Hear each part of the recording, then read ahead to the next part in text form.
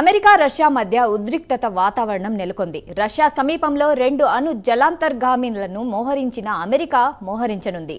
Russia మాజీ అధ్యక్షుడు Medvedev బెదిరింపులతో America సీరియస్గా ఉంది. ఊహించని పరిణామాలుంటాయని ట్రంప్ హెచ్చరికల నేపథ్యంలో యుద్ధంలోకి అమెరికా ఎంటర్ అవుతుందా అన్న అనుమానాలు వ్యక్తమవుతున్నాయి.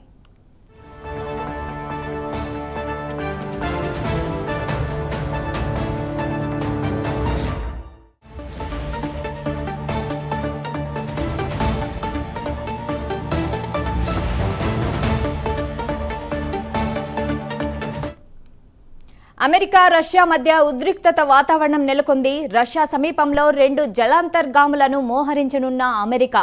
రష్యా మాజీ అధ్యక్షుడు మెద్వెదేవ్ బెదిరింపులతో అమెరికా సీరియస్గా ఉంది. ఊహించని పరిణామాలుంటాయని ట్రంప్ హెచ్చరికల నేపథ్యంలో యుద్ధంలోకి అమెరికా ఎంటర్ అవుతుందా అన్న అనుమానాలు వ్యక్తమవుతున్నాయి. రైట్, ఈ విషయంపై మరింత సమాచారం మా నేషనల్ బ్యూరో చీఫ్ కళ లైవ్లో అందిస్తారు. కళ, చెప్పండి.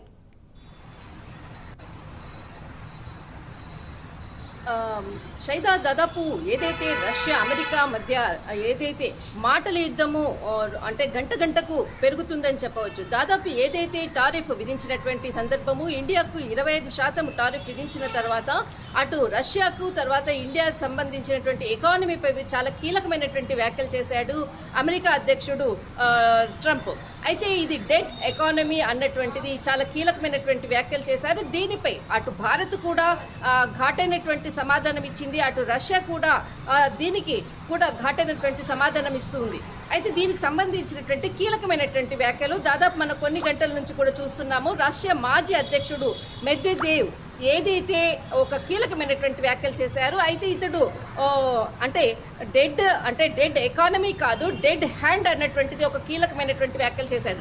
డెడ్ హ్యాండ్ అంటే సోవియట్ యూనియన్ కి సంబంధించినటువంటి అణు యుద్ధానికి సంబంధించినటువంటి ఒక సింబాలిక్ ఉన్నటువంటి డెడ్ హ్యాండ్ అన్నటువంటిది మాది డెడ్ ఎకానమీ కాదు, డెడ్ హ్యాండ్ అంటూ కూడా మాజీ అధ్యక్షుడు చేసినటువంటి వ్యాఖ్యలు మాత్రము చాలా కీలకమైనటువంటి వ్యాఖ్యలు. దీనితో ట్రంప్ మరొక తను ఎక్స్లో పోస్ట్ చేస్తూ డెడ్ ఎకానమీపై కూడా ఒక ఎక్స్లో పోస్ట్ చేస్తూ కూడా చేయడం జరిగింది.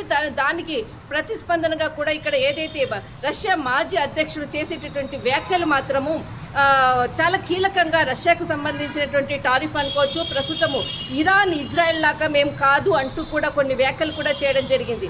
దీనికి కూడా ఎక్స్లో ఏదైతే మాజీ అధ్యక్షుడు చేసినటువంటి ఏదైతే ఎక్స్పోస్ట్గా వేదికగా చేసినటువంటి ట్వీట్ మాత్రము ఒక ఇంత మాత్రం కలవర పెడుతుంది. ఇటు రష్యా కానీ ఇటు అమెరికా కానీ యుద్ధానికి దారి తీస్తుందా అన్నటువంటి వాదనలు మాత్రము రాజకీయ విశ్లేషకులు చెప్తున్నటువంటి అంశం.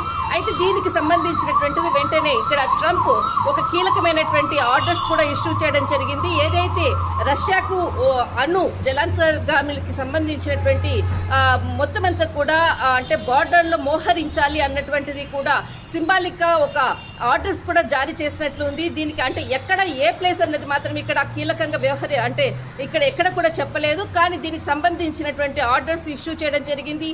కీలకంగా మాత్రము యుద్ధ మేఘాలు కమ్ముకుంటున్నాయా అన్నటువంటిది కూడా ఇక్కడ మనకి కొంత జరుగుతున్నటువంటి పరిణామాలు అనుకోవచ్చు. దాదాపు 10 గంటల నుంచి జరుగుతున్నటువంటి పరిణామాలు, ఎక్స్ వేదికగా ట్విట్టర్ వేదికగా జరుగుతున్నటువంటి మాటల యుద్ధానికి మరొక అడుగు ముందుకు వేసి ఏదైతే అణు జలాంతర్గాములకు సంబంధించినటువంటిది మోహరించాలి అన్నటువంటిది ఏదైతే ట్రంప్ ఇచ్చినటువంటి ఆర్డర్స్, ఒకవైపు ఆర్మీకి సంబంధించినటువంటి వాళ్ళు కూడా ముందుకు వెళ్తున్నట్లు కూడా సమాచారం అందుతుంది. అయితే ముఖ్యంగా దీనికి సంబంధించినది నాకు ఇక్కడ ట్రంప్ మరొక వ్యాఖ్యలు కూడా చేయడం జరిగింది. నాకు ఏదైతే పుతిన్తో చాలా మంచి స్నేహం ఉంది, అతనితో నేను సంభాషించగలిగేటటువంటి చాలా తీపి జ్ఞాపకాలు ఉన్నాయంటూ కూడా ఇక్కడ మరొక మాట కూడా అన్నాడు.